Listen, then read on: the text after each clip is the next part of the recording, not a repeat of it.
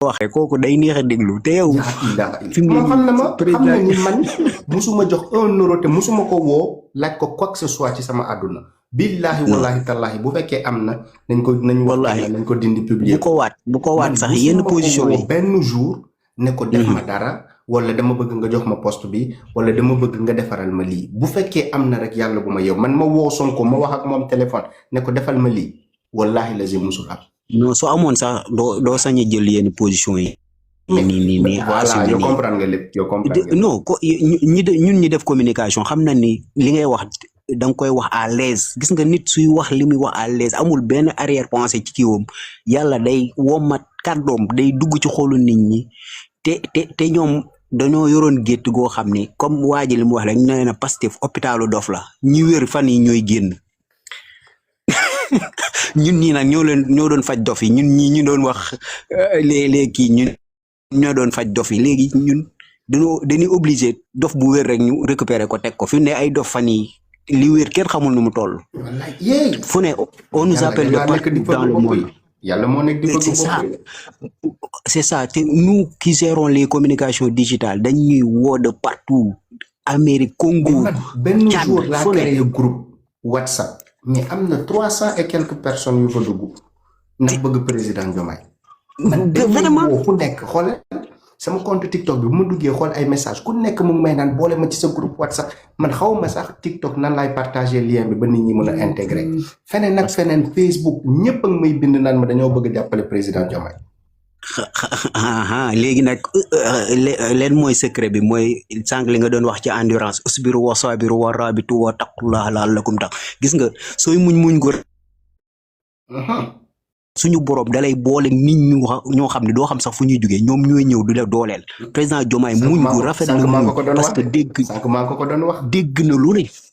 na lu ne dañ koy couche ak lu ne ñu def ko mu ni tekk te li nga wax dëgg la di su génne woon benn rek sénégalais yëpp tourner le dos ci waa ji mais am na lu muy sàmm parce que démb am na waa ji nag moo dul xool démb parce que ku ma àndal démb xas na la tey mais Diomaye kenn musul génn ni man maa àndoon ak moom démb xas naa la tey ñi koy fekk yëpp ay valeurs yu sûres ay valeurs yu baax nañ ko xamee mais yow mii daan ko xeexal démb tey jii fu mu toog yow doo fa baax loolu baaxul nit du mel noonu nit da ngay xalaat démb xalaat te président Diomaye yàlla dina ko gën a jàppale ndax c'est un endurant quelqu'un qui endure avec patience les épreuves te wax nañu ko ba ñu tasee mairie ñi xam lu mu wax muñ leen ma donc ñun ñi sax mu ngi inciter à l'endurance donc moo ngi yar ay nitam moo ngi yar ay kii ñun nag duñu saaga duñu kii suñuy comprimé nan yor di faj dofi donc maa ngi lay ñaanal yàlla sàmm la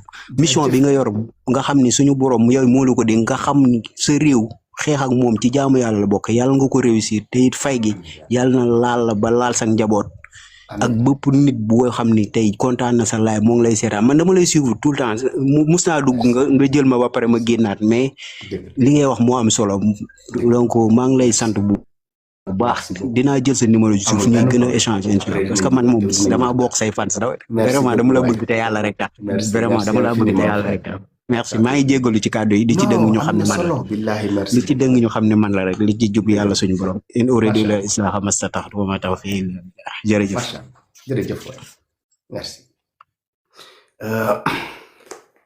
gis ngeen man lii laa jàng université sans outil et méthode de gestion de projet man projet bu muy wax man dama koo jàng de gestion de projet lii yëpp mu ngi ci sama bopp bi lii yëpp mu ngi ci sama bopp bi buy wax projet man maa ko gën a xam parce que man dem ci am sama master 2 ci gestion de projet lii dama ci am bac plus 5 donc buy manipuler sénégalais di wax projet man xam naa luy projet loolu mooy sama li ma jàng université ba ñu jox ma ci diplôme ni ma maîtriser nga ko donc moom du ma jàngal lan mooy projet man maa ko gën a xam donc mun na ma jàngal leneen ci fiscalité waaye bu yeggee ba sama domaine dafa war a tëj gémmiñam mu déglu ma parce que dugg na sama domaine donc lu bari nag lu mu doon wax ci ay projet daf ko doon dégg ci suñu live yi ci live bu Kayz Fof mu yónni ay nitom lu Kayz Fof wax ñu bind ko mu dem def ko programme du kay foofu kese ak ñeneen ñuy wax ci réseaux sociaux am ay idée yu baax boo leen gisee mu naan dafa am gis-gis bu extraordinaire suñu live yi la topp saa yu may wax ay projet yoo xamante ni dañ ko war a mettre en œuvre pour sénégalais yi mu yóndi ay nitam ne noté leen lu muy wax mu sàcc suñu ay idée yépp mu ne moom nit bu extraordinaire waaye jeex na président Bassirou Diomaye Faye incha allahu rabbi dinañ ànd ak yow jàppale la ba foo xamante ni yow sax musoo imaginer ni nit dina ko am comme engagement ci sa wet on va faire l'impossible pour que le Sénégal change parce que kii dafa bëgg a gëmloo Sénégalais ni moom kese moo mën a changer Sénégal ñun gëm nañ ni il n'est pas la personne idéale pour changer ce pays-là parce qu'il s'est dédié lui-même il s'est contredit lu ñuy wax dangaa cuub sa xawma lan c'est lui qui n'est pas constant manque de constance bi ngeen di wax noonu yàlla chaque jour mu wan leen ko ci doomi aadama chaque jour yow yaa ànd ak Khalifa Sall yow yaa saaga Khalifa Sall yow yaa ànd ak Barthélémy Diaz yaa génn saaga Barthélémy Diaz yaa génn yàq der Barthélémy Diaz yow yaa ànd ak président Bassirou Diomaye Faye yow yaa génn yàq der président Bassirou Diomaye Faye yow yaa àndoon ak Thierno Alassane Sall di ko défendre di citer livre am yow yaa génn di saaga Thierno Alassane Sall di ko sosal di yàq deram ak kan encore ku mu àndaloon démb génn na yàq sa der notel leen ma ñeneen ñu ma fàtte ñu mu musoon àndal yépp génnaat di leen saaga ak di leen sosal nit boo xamante ni koo àndal suba nga génn xas ko saa Tahirou Sarr Omar Youm ku mu àndal démb Thierno Bocoum moom moo doon tagg Thierno Bocoum ñoom ñoo génn encore di saaga ndey Thierno Bocoum di ko xas mais ku ñu àndal rek kooku baax na Mimi Touré bu mu bàyyee Macky Sall moom moo ñëw jàppale Mimi Touré di naan du ñu seetaan Macky Sall muy dal ci kaw Mimi Touré on va protéger Mimi Touré tey moom moo génn ni président Diomaye dafa war a tëj Mimi Touré mais incroyable ce gars-là est-ce que lii mooy constance nit kii nii dafa constant nit kii nii moom du traître ñu mu àndal yépp jébaane na leen en public amul kenn ku mu rus pour bañ ko sosal ci Sénégal amul Abdourahmane Diouf bu àndee ak moom ku baax la bu ko meree ne ku bon la Abdou Karim Gueye fii la ko jàppale mais Ousmane Sonko bu ko nit ñi xamee c'est grâce aux gens qui sont sur les réseaux sociaux au nom de Dieu Abdou Karim Gueye Mola Morgan Kayz Fof Idi Missionnaire Akhenaton Ousmane Tounkara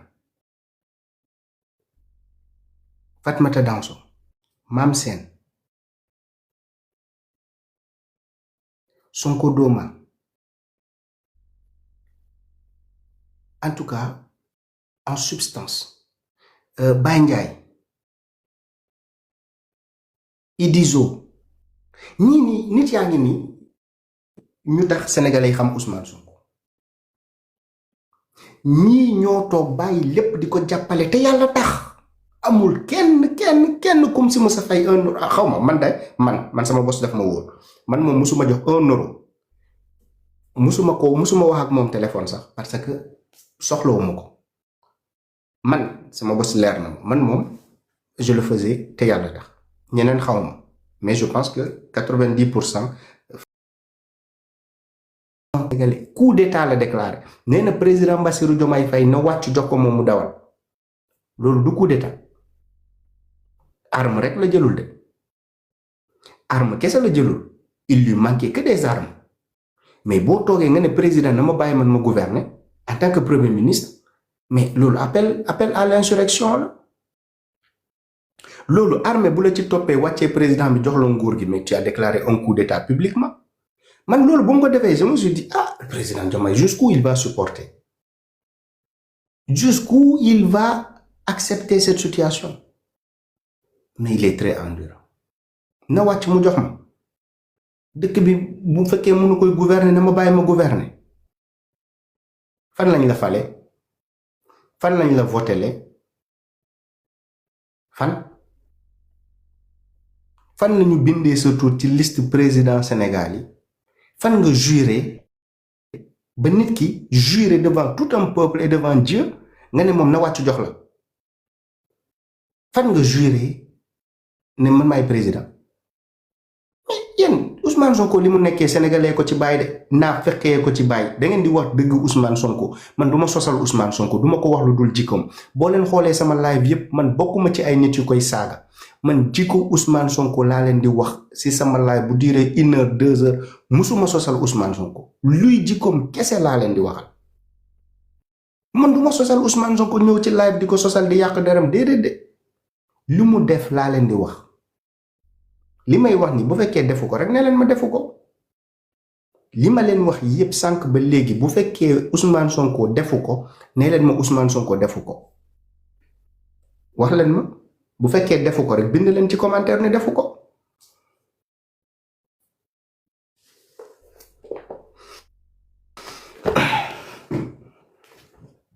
la paix bismillah mais ziar naa la mon frère j'espère que delloo naa la ziar jàmbaar naka mu sant yàlla bu wér nag activité yi waaw ñu ngi sant borom bi rek alhamdulilah maa ngi nuyu ñëpp mais yaa ngi woon fenn fu am solo dafa am benn wax boo wax dama bëgg nga bàyyi ci xel tuuti yaa ngi wax période bi nga xamante ne dafa doon def lu ñu doon woowee benn coup d'état sans prendre les armes mais il a fait un coup il a appel à un coup d'état ouais mais avant boobu am na loo fàtte mais nous étions là quand un député disait qu'il y a un président légitime et un président qui n'est pas légitime. Mais voilà. Mais quand les gens se réveillent le matin pour aller voter... Il y a un président légal et un président légitime. Légitime. La légalité et la légitimité. Alors, qui détient la légalité et qui détient la légitimité? dafa bëgg ne légalité waaye sénégalais yi légalement ci institutionnellement président Diomaye waaye Sonko mooy président Sénégal. yow kay yaa ngi analyser yaa ngi comprendre baax fu ñuy waxee mais kay y a pas plus catastrophique d'écouter un député de la République dire ces genres de bêtises là sans jamais être réprimandé par la Constitution ni par nos institutions, sans autant être corrigé. Man ñi di topp Pastef damay dégg souvent ñu ne président bi dafa war Ousmane Sonko mais kay ñun ñaar lu ñuy waxante ci biir nekk mais ak li ngay wax ak peuple sénégalais mais li nga wax ak peuple sénégalais bi moo ëpp valeur li nga ma wax man. Parce que tu as juré devant Dieu et devant les Sénégalais. ci biir constitution bi article 37 xam nga lan la wax. waaw dafa ne le président de la République buy juré xam nga lan la wax dafa naan devant Dieu et devant la nation sénégalaise. Je jure de remplir fidèlement la charge de président de la République du Sénégal, d'observer et de faire observer scrupuleusement les dispositions de la Constitution. Mais on n'a pas dit devant Ousmane Sonko. Ils n'ont pas juré sur le nom de Ousmane Sonko. Ils ont juré sur le nom de la Constitution. Au nom de la Constitution et de la République sénégalaise. Ah, mais comment on peut jurer au nom du Sénégal, que du Sénégal, pour le Sénégal, uniquement pour le Sénégal, et se dire qu'on va prendre une personne comme Ibrus et mettre sa petite personne au-dessus du Sénégal. Donc, c'est pas la peine qui devient un Sénégalais? Voilà. Mais man, le meilleur, c'est pas compliqué. Chaque jour, il y a aller à l'école et aller vers l'école. Ceux qui sont allés à l'école, ils peuvent vous expliquer ce qui se passe dans les salles de classe. Ceux qui sont allés vers l'école peuvent qu'en parler de l'enclos et des couleurs des murs de l'école. Mais vraiment, c'est pas du tout compliqué. Mais qui a vu quel opposant a mieux attaqué le président de la République hors Ousmane Sonko? Mais il n'y en a pas. Mais depuis quand nit n'est que premier ministre, président de la République tab le jox le poste bi nga taxaw nga jàkkaarloo moom nga ne ko réew mi amul autorité. Mais yow am autorité moo tax ñu teg la fi nga toog. Mais réew mi am autorité moo tax institution yi di fonctionner correctement. Am autorité réew mi moo tax yow nga am prérogative di tàllal micro di wax su réew mi ñàkkoon autorité nga wax ko dans des pays bullshit mais doo fanaan seen kër dañ lay jël si yóbbu la entendre la. Mais man, j'ai pas compris. D'où l'importance de vouloir quand même occuper l'espace public Et Capstone, d'autres micro, s'il te plaît. Anka, excusez-moi. Ouais. D'où l'importance de vouloir occuper l'espace public à tout prix, jusqu'à qu'il y ait les républicains, par favor, jusqu'à qu'il y ait attaqué sans jamais se rendre compte que c'est le Sénégal qui doit gagner dans tout ça. 15, sans grave reconnaissance, ba pare nga wax waxu xaalis.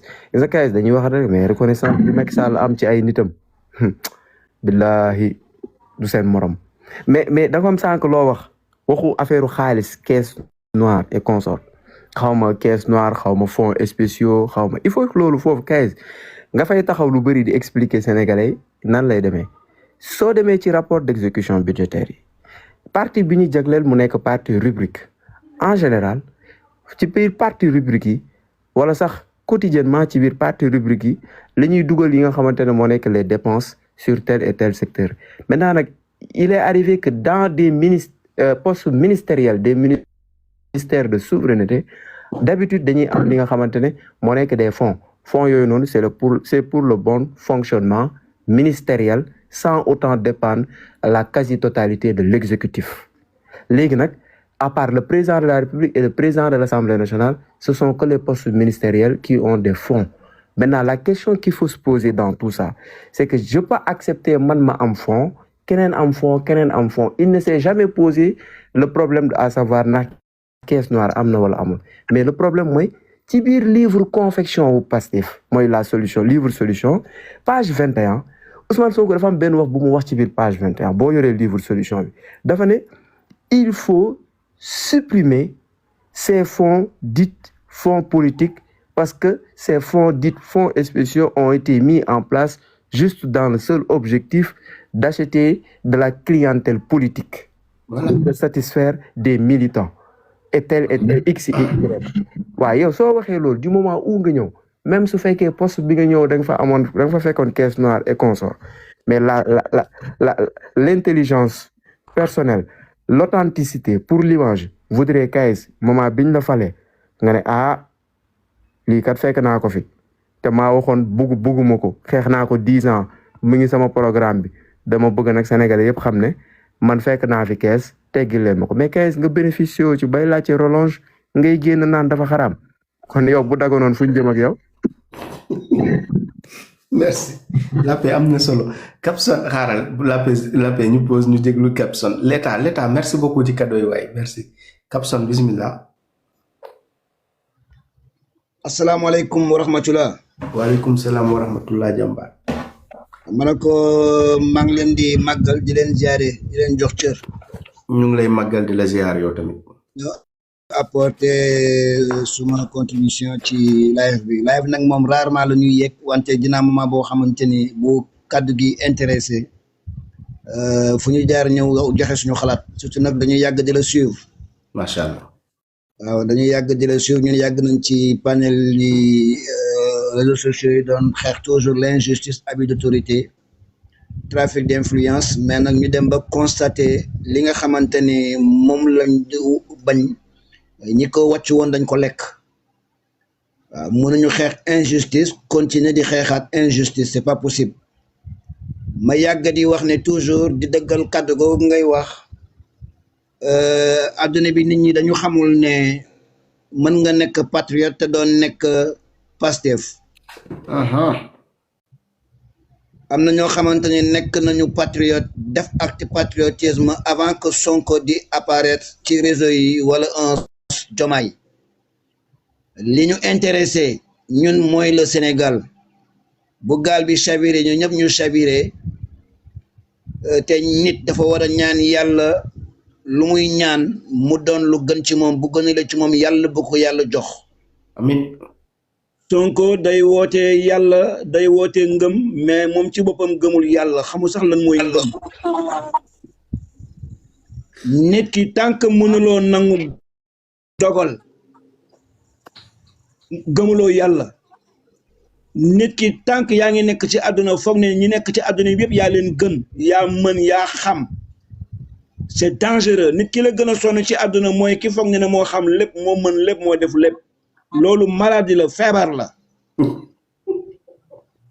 man bu ma neexee ma jël exemple ci man maa ngi Gabon je suis mieux considéré Gabon que le Sénégal doon wax l'ambassade du Sénégal est un patrimoine nous avons constaté que l'ambassade du Sénégal était transformée en QG parti politique bi may combattre Macky Sall mais malheureusement bi yàlla defee ñu xeex injustice boobu ñu gëmloo ñu Sonko mooy Diomaye mooy Sonko foofu la trahir commencé yow bu fekkee ni que yàlla daf na nga nekk prison Diomaye nekk prison yàlla moo xam lu tax mu làq leen prison lan moo tax yàlla bàyyi jiitu Diomaye jiitu Sonko prison yàlla moo ko fa làq alors bi yàlla defee mënulu leen dara seen bopp vous êtes emprisonné Diomaye ak ñeneen ñi nga xamante ni mooy coalition Diomaye def li ñuy def ak Macky Sall ba yàlla def Diomaye nekk président mais Sonko bu nekkee gor mu ne man li ma doon ut ki ma jege nekk na ko na sant yàlla ñoom ñaar ñëpp mën nañ lañ ko xañ bi nga xamante ne ñi nga bëgg a bàyyi Karim bëgg a bàyyi Khalifa Sall ñoom ñëpp ñu dugg ci kii bi ñoom dañu yàkkamte woon parce que xam nañ ne bu ñu jégoon deuxième tour day am wala leneen alors yàlla def Diomaye toog bi mu toogee mu jël pouvoir yëpp jox ko Sonko loo xamante ni Sonko xalaatul woon sax la koy am ministre yi nekk ci gouvernement bi yëpp Sonko moo leen choisir DG yëpp moo leen choisir ñi nga doon gis bi leen Diomaye choisir ñuy xeex mooy ñu doon 6 ñi doon naan war ñu dugg ci gouvernement bi yëpp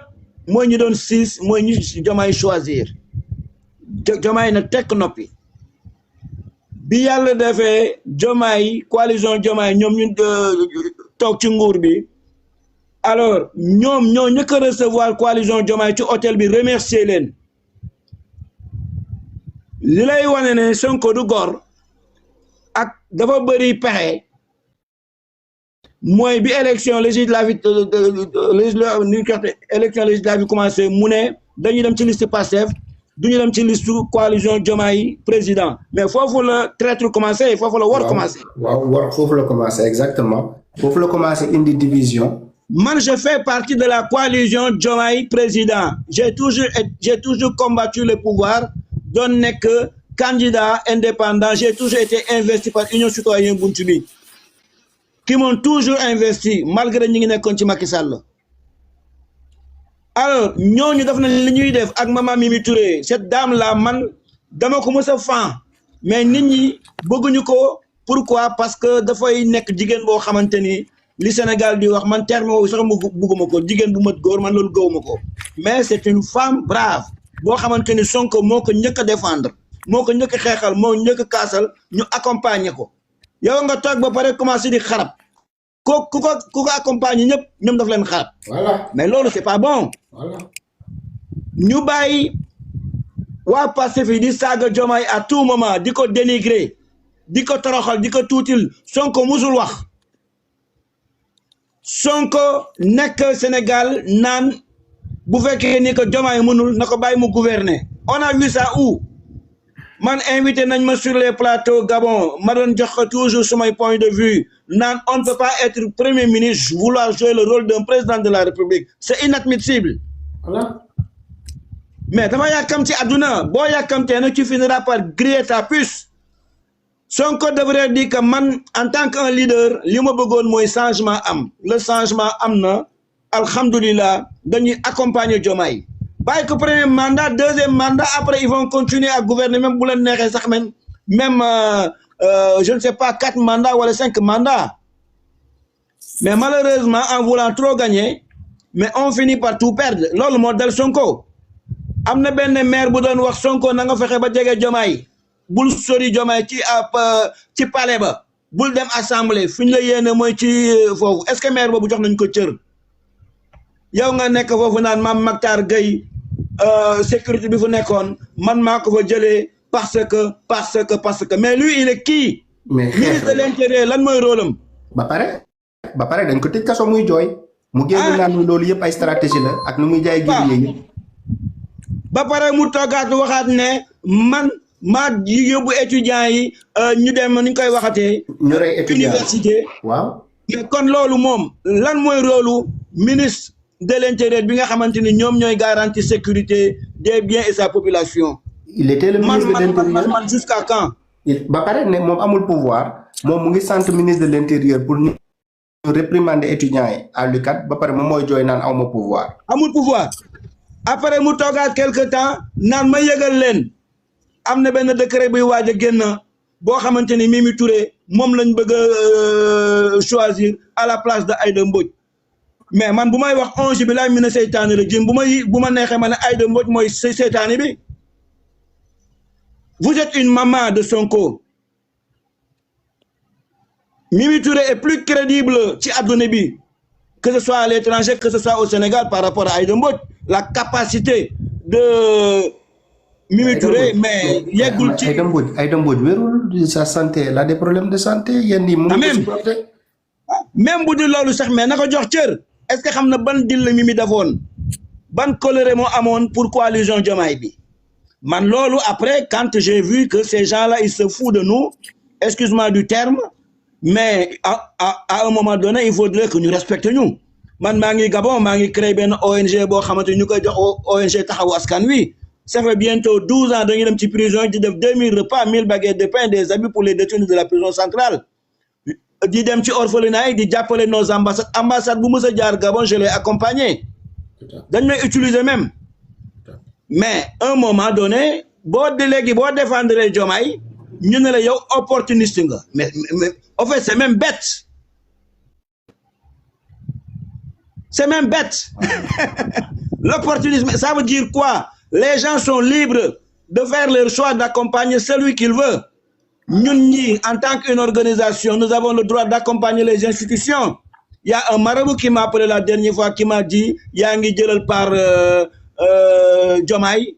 Non, comme on fait, si on par Diomaye, quand on a un Sonko, on a ce seigne bi, ça wax yoy bu fekkee ni que Sonko mooy sa candidat na nga yem ci Sonko yow en tant qu'un imam mais man nga bayima ci lima nek sinon damay wax sa mbot demb parce que xamna li fi nekkon demb donc c'est pour te dire que nous sommes dans un monde bo xamanteni suñuy valeur dañ ko yak ci saga dañ ko yak ci toroxal nit ak ci menace de mort ak ci menace mais lolu c'est dangereux fani dañ may menacer de mort nan waaw mën nañ la ray bo bayul di attaquer Sonko bo bayul di nan da ngay feñal visage Sonko foo munti nekk France buñ la bëggee jot mën nañ la jot mën nañ la def lii ak lii fan yii loolu lañ may wax dañ may menacer. C'est des pauvres types man gis naa ça un certain Salou Diouf on était des amis Facebook je vois comment même il utilise des termes que vous êtes un Guinéen mais c'est bête. démb kon Guinéen moo fal Sonko kon laaj leen ndax Guinéen moo fal Sonko. man mi en tant que Diawara on dit que je ne suis pas sénégalais. mais racisme bu ñu bëgg a indi Sénégal ñi dañoo. mais c'est dangereux. mais ils sont en train de diviser ce pays là. La politique de clan, la politique de règlement de compte, ça ne nous amènera nulle part. Motax man mané alhamdoulillah ñuy sante yalla bi yalla choisir ñu un certain Diomaye mu nek nit ku dal mu nek nit ku posé mu nek nit ku yaru et puis force tranquille nak du wax. On n'a qu'à faire très attention avec Diomaye. Il est plus dangereux que Macky Sall. Ah oui, man j'ai peur des gens qui ne parlent pas. Bi Macky Sall bi Ablaye Wade doon wax ne que dëmm bi fan la jaar ba toog ci pouvoir bi muy Macky Sall mais Sonko loolu moo ko jaaxal comment Diomaye yéene nit borom a fay fanaan yéene bi Diomaye yéene woon Sonko mais yéene boobu moo dem ci Diomaye yàlla ay mbiram noonu la donc malheureusement ñu am société boo xamante ni y a des gens yoo xamante ni c'est la queue qui leur manque sur les herbes am ñoo xamante ni dañuy def la solidarité mal placée am ñoo xamante ne dañuy suivre des gens aveuglement parce que seen ceeb dootul tooy mais loolu c'est dangereux dans une république suñuy ngor ak suñuy valeur dañ ko jaay. c'est vrai moo tax ma léeg-léeg bu may wax damay waxee xol parce que tellement que dañu nekk ci réew boo xamante ni les gens confondent l'acte patriotisme et acte Pastef mais quand même y a un moment il faudrait que ñu respecter nit ñi nga xamante ni dañu am choix.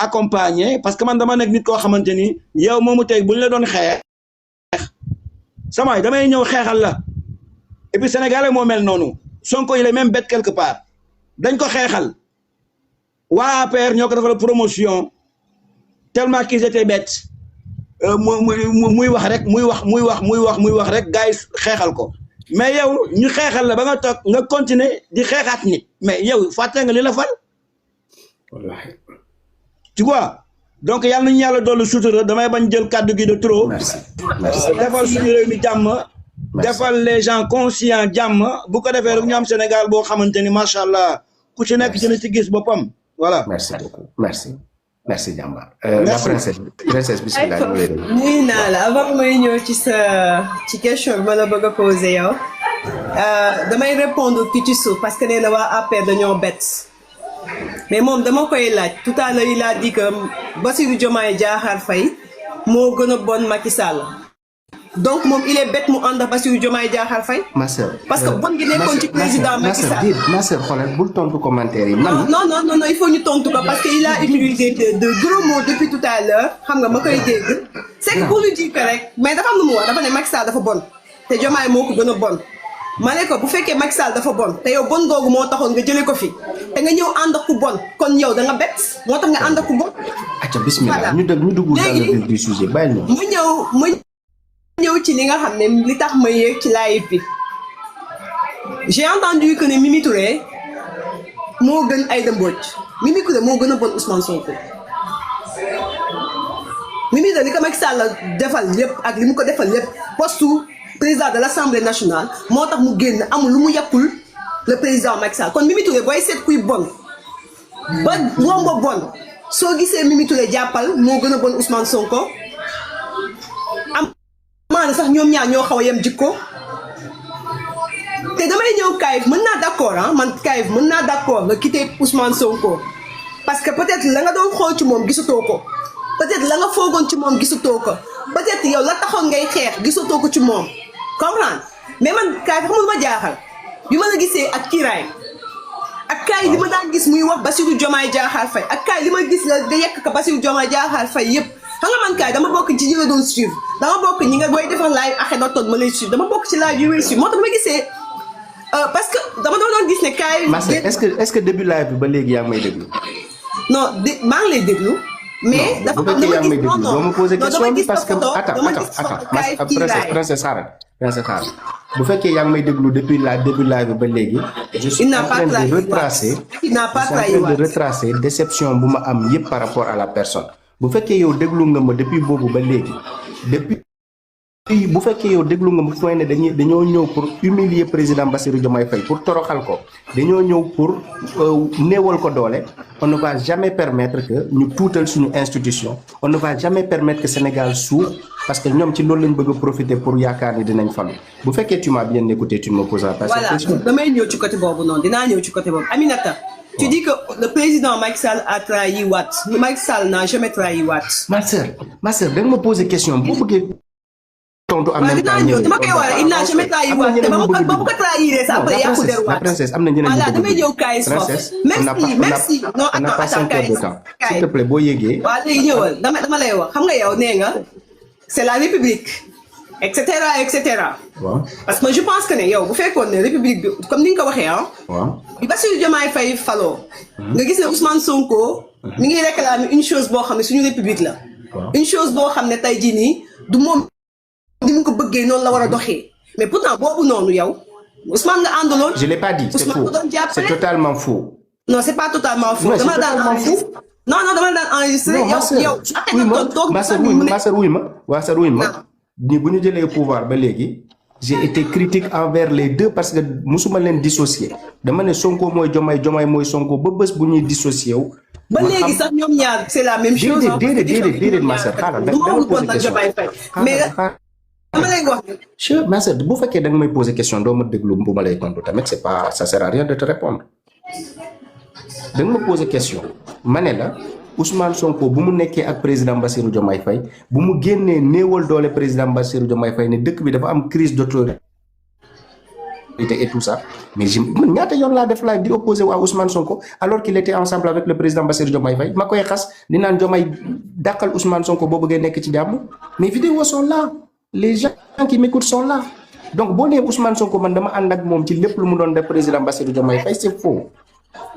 non pas au début yow parce que man waxuma la sax la ngay wax parce que gis naa au début nga génnoon ba may ñëw sa live loolu xaw na yàgg tuuti laa yéeg sa live ngay wax ci Ousmane Sonko di ñu déglu ñuy wax ci Adji Sarr nga ñuy déglu ñuy wax ci ay mensonges Ousmane Sonko yu bari loolu fekk na ma fi mais waxuma loolu man dama ne kaay foog man loolu pare naa ci dama ne man li ma jaaxal mooy kaay foofu bi ma gis mu def kiiraay ak Bassirou Diomaye Diakhar Faye parce que man dama gisoon léegi wuy ma gis nga les gens sont libres il faut que ngeen arrêter de vouloir imposer votre volonté aux gens. Non, moi je vous impose mais je te pose la question pourquoi mun naa dem fu ma neex est-ce que man je fais kenn daf ma moom wala dafa am loo xamante ni dañ ma fa tàkk wala man dafa am parti politique boo attends dafa am parti politique boo xamante ni dama fa mës a jébbalu ba tey nag ma mën a ba ma bañ a libre pour def choix bu ma neex est-ce que j'ai une fois fait partie d'un parti politique man. Pastef. musuma bokk Pastef c'est totalement faux. moom laa la xamee woon nag. musuma da nga ma xamee ci défendre jàppale Ousmane Sonko mais musuma bokk Pastef. da nga défendre Pastef da nga défendre Pastef. am na benn moment mais je ne fais pas partie de Pastef aw ma carte de membre. ok peut-être amoo carte de membre mais yaa ngi doon défendre cause Pastef parce que man ci cause Pastef laa la. bon princesse yow j'ai l'impression qu'on va pas avancer. parce que dama la ne est-ce que mus naa bokk ci parti nga ne ma Pastef. mais man kay foofu laa la xamee xamewuma la ci. mais tu t'entêtes mënuma xam ndax jënd na carte Pastef ou pas. bon attends je te laisse finir ma jël ñeneen vas-y. voilà nga jël ñeneen dama lay wax ne la. vas-y. man mënuma xam nag kaay am na carte Pastef ou pas. loolu yàgg naa ko wax da nga ma yàggul déglu yow yàggoo ma suivre. loolu dëgg la mais bi Bassirou Diomaye Diakhar Faye toogee aussi. non attends doon ngeen réclamer beaucoup de choses yow ak yàggoo ma suivre man ñu ma yàgg suivre yëpp xam nañ ne bokkuma Pastef. kaay foofu mën naa ne bi ma lay suivre ba ngay oote benn jour naan gars yi nañ dem palais boobu maa ngi lay suivre boobu c'était avant Pastef di jël pouvoir bi kon yàgg naa la suivre yow ak Akhenaton. bu fekkee yàgg nga ma suivre yàgg nga ma dégg ma naan man bokkuma Pastef damay jàppale Ousmane Sonko. bi nga revenir waaw man xam nga lan moo ma jaaxal li ma lay poser mooy question lan moo tax nga ànd ak Bassirou Diomaye Diakhar Faye bu bëgg a dem kiiraay parce que mënoon nga défendre la République sans pour autant nga dem kiiraay. parce que à un moment donné yow bokk nga ci ñu doon wax naan Bassirou Diomaye Faye amul xam-xam. comme Akhenaton ni mu ko waxee woon ci live bi ak jigi ak yow. ma sœur wuy ma man dama jàpp ne man du ma griot kenn du ma nit boo xamante ni jàngul bu nit ñi dem jàng amul quelque chose à apporter dans ce pays. comprendre nga man fu ñu war a jàngee laa jàngi ma jàng ba génn Sénégal sama jàng génnee ma Sénégal ma ñëw France pour yokk xam-xam man fépp foo xamante ni je n'ai rien à apporter intellectuellement parlant du ma fa des du ma fa figurer dama jàpp ni Ousmane Sonko gënumaa jàng gënumaa ëpp maa xam-xam est-ce que yaa ngi comprendre fi may waxee ak yow. je suis très humble nag bu may taxaw ci caméra wu nit je suis très simple je ne fais pas étalage de li ma xam ak li ma jàng. waaye Ousmane Sonko amul lenn loo xamante ni intellectuellement parlant mun na ko apporter réew mi loo xamante ni mënuma ko apporter donc man bu fekkee man ay nit dañoo yaakaar ni je ne suis bon qu'à parler sur les réseaux sociaux pour défendre quelqu'un et que je n'ai rien à poser sur la table ils se trompent sur mon compte est-ce que comprendre nga fi may waxee Ousmane Sonko li mu mën a apporter réew mi ci xam-xam mun naa ko apporter réew mi li ko ëpp parce que jàpp naa ni parcours am gënul baax sama parcours ci jàng.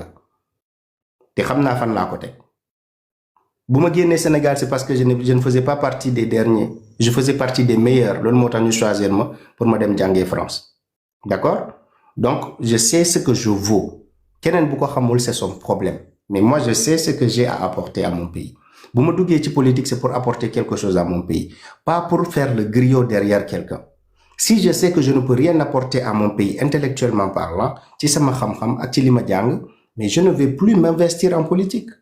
Parce que je ne fais pas la politique pour les autres. Je fais la politique pour apporter quelque chose sur la table. Ousmane Sonko, nous muy andé lenen. Président Bassirou Diomaye Faye, nous muy andé lenen tek.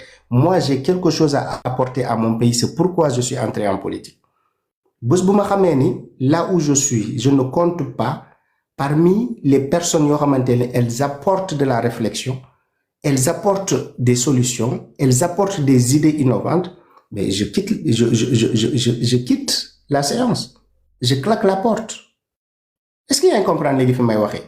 Man duma wax katu réseaux sociaux. Damay wax sur les réseaux sociaux par circonstance moma poussé ma nek France amul leneen lu ma mëna jappalé sama réew ma dugg ci réseaux sociaux de xaaral à travers ce billet ma apporter mon plus à mon pays. Mais s'il faut faire autre chose, s'il faut porter des costumes et des cravates, s'asseoir sur la table, parler de stratégie, parler de façon de faire émerger ce pays-là, mais j'ai ma place. Plus que qui que ce soit. Plus que qui que ce soit, plus que Ousmane Sonko, plus que qui que ce soit. Donc c'est pas parce que nit deful politique ñu bari top ñuko di yuxu turam rek moy il n'a rien intellectuellement parlant mom il jangul wala amul xam-xam parce que Ousmane Sonko tay ay nit dañ koy top parce que il y a que ça. Lan ngeen di évaluer l'intelligence de Ousmane Sonko ci lan ngeen koy évaluer ci dara. Ousmane Sonko musu fi def ben miracle, musu fi def dara. Français bu muy lak sax déggu ko. Mako ko gëna dégg.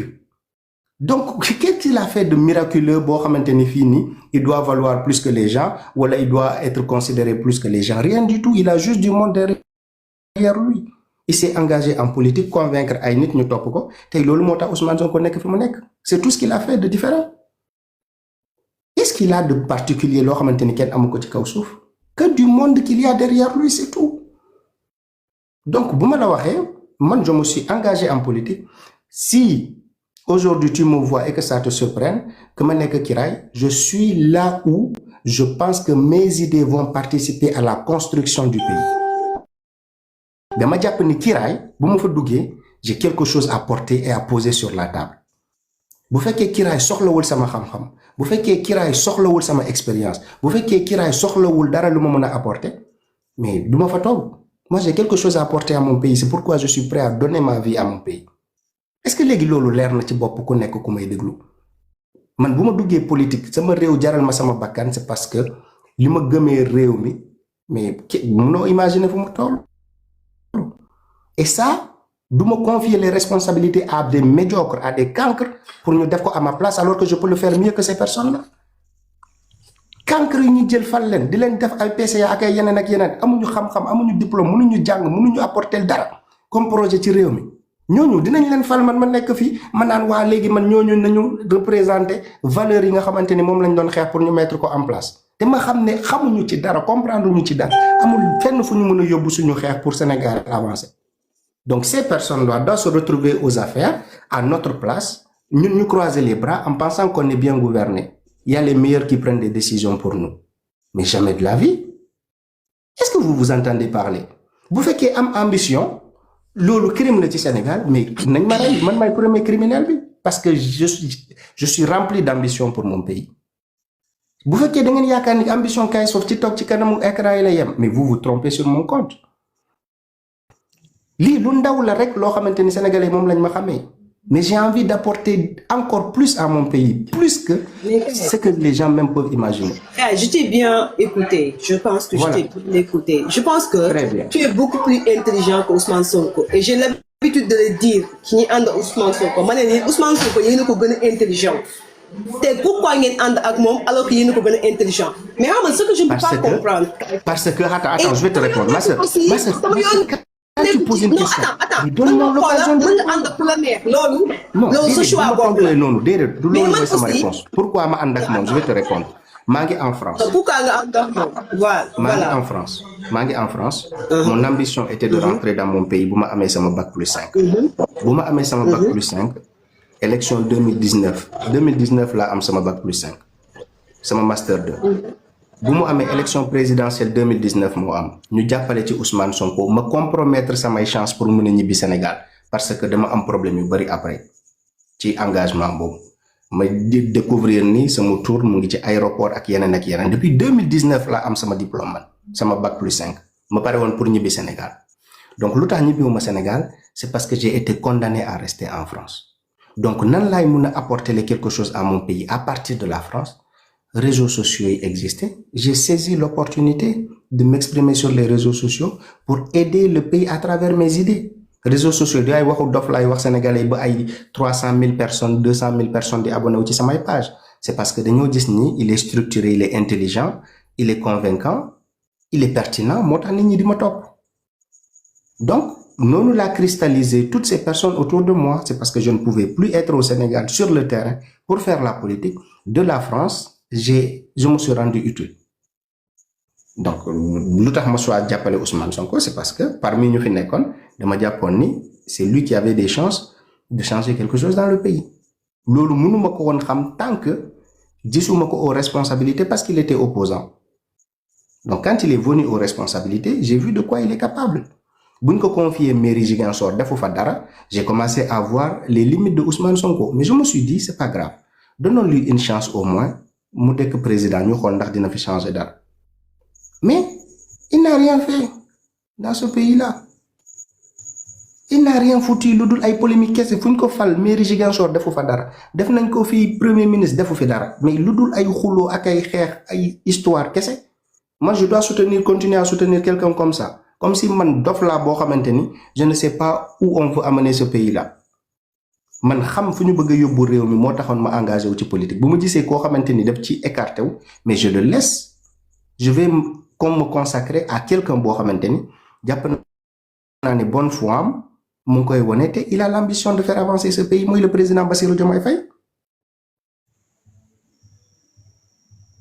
Pour répondre à ta question, je t'écoute. Ok.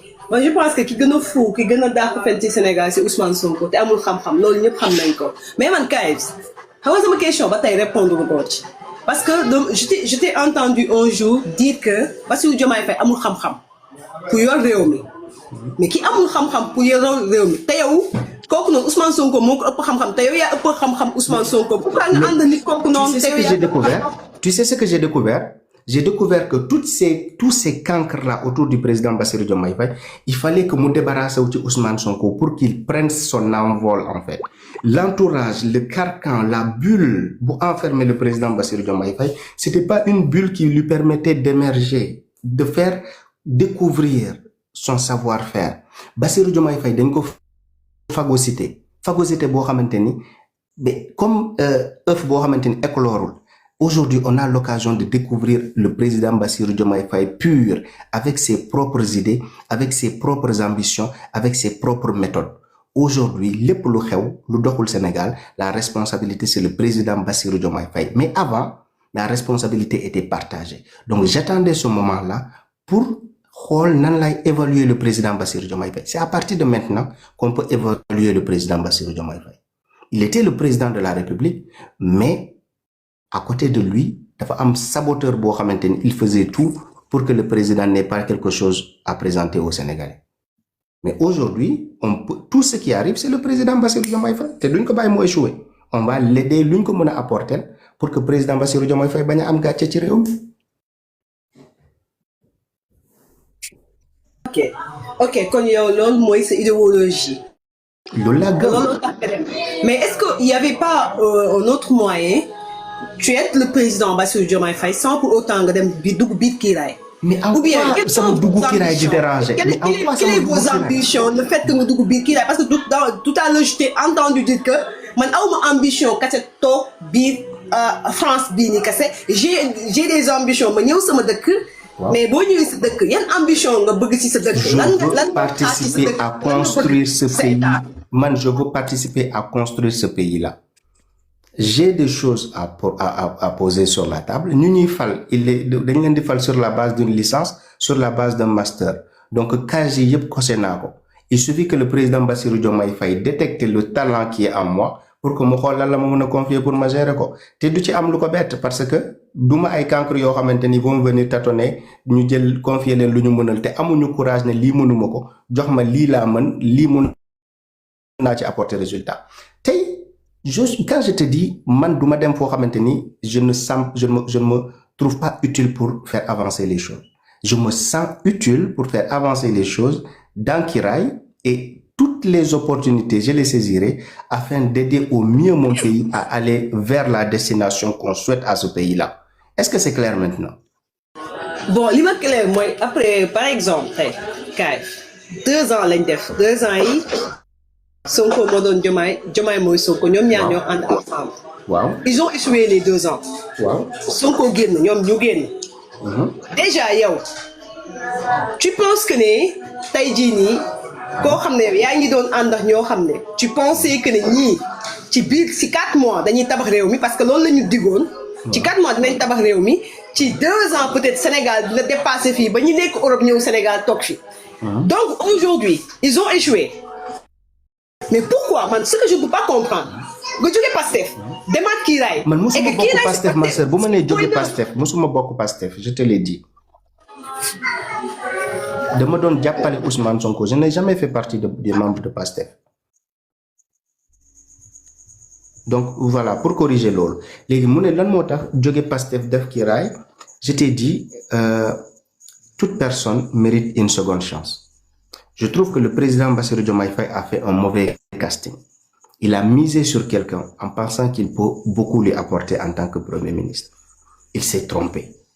Aujourd'hui, est-ce qu'on doit le condamner pour cela ou on doit lui donner une seconde chance?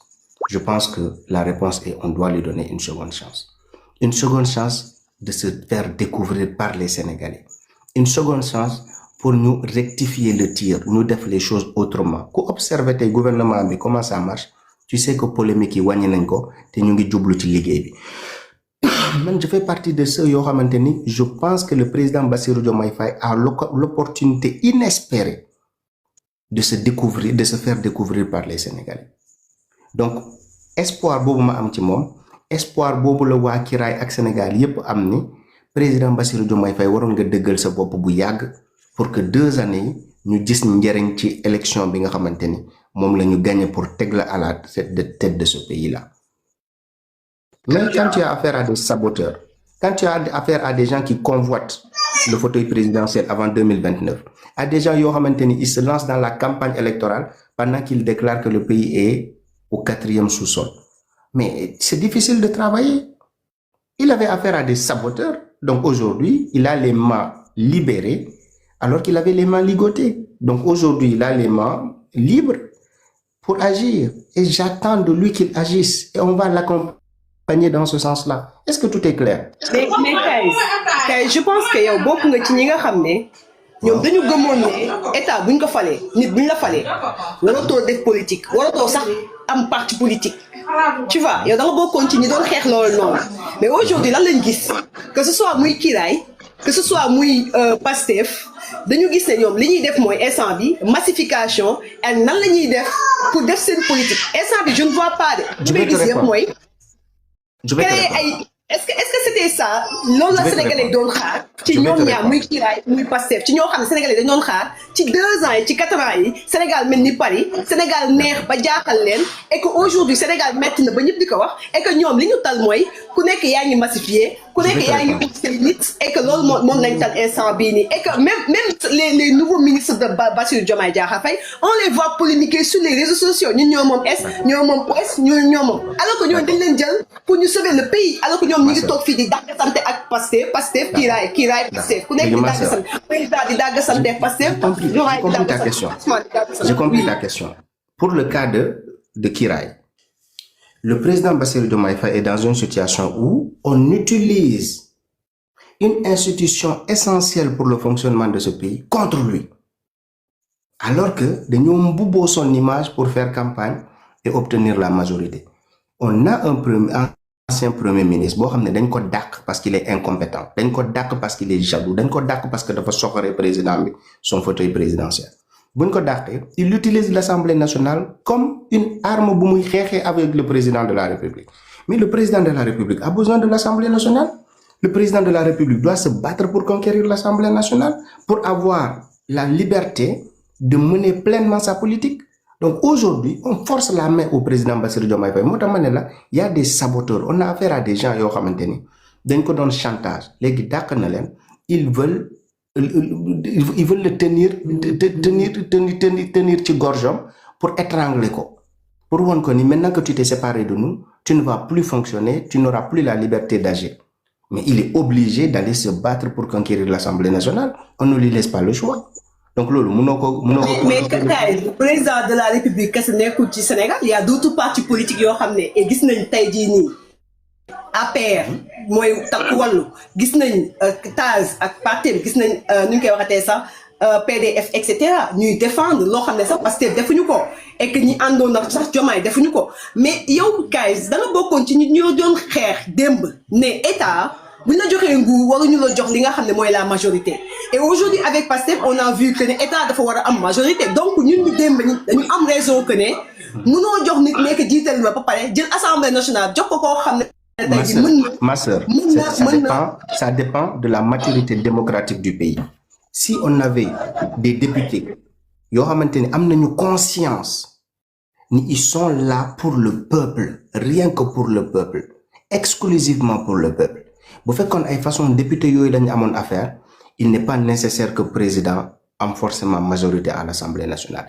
Mais quand on a affaire à des députés qui déclarent à l'Assemblée nationale que man député ou Ousmane Sonko là, quand on a un ministre de l'Intérieur qui déclare à l'Assemblée nationale j'aime Ousmane Sonko, au lieu de dire j'aime le Sénégal, j'aime mon État, j'aime la République, mais on est en danger dans ce pays-là. Donc, il y a des gens qui ont maintenu, malheureusement, ils ont promis au peuple qu'ils vont représenter leur voix, alors qu'ils sont en train de représenter la voix de Ousmane Sonko plutôt que la voix du peuple à l'Assemblée nationale. Donc, donner la majorité à un président de la République, c'est bien quand on a affaire à des députés inconscients qui ont trahi leur serment avec le peuple. Mais guys, moi je suis pas d'accord du côté Bob non. Et me terminer fort parce que je pense que Kitikao peut-être bëgg na ñëw. Vas-y. Parce que moi je fais partie des premières personnes yu wax ne man ba ma déggee député boobu ne ñoom député Pastef lañ député Ousmane Sonko la man jour boobu noonu maanaam di jógee ci man xamatuma ko parce que je me suis dit que ban pays laa am. Wow. Les personnes qui sont censées représenter le peuple ñu toog ne benn nit la ñuy représenter et là je me suis dit que ne bu ñuy naan assemblée nationale yi fi jaar yëpp bii mooy assemblée nationale bi fi gën a bon. Wow. Mais guys, est-ce qu'aujourd'hui ñu dañ ne woon état warul yor lenge yi ñu dañ ko war a jox ñi nga xam ne mooy ñenn ñi mais est-ce que jotul tey jii ñu jox ko ñoo xam ne tey leer nañu tey jii par exemple que ne ñu ngi def liggéey bu am solo am nañ xam-xam et que ñu basé wu ci li nga xam ne mooy liste yi nga xam ne seeni gox gis nañ ne ñii kat ñu ngi ci ay liste te amal nañ njëriñ gox bi et que amal nañ njëriñ Sénégal ñu jël ñooñu noonu sax voter leen.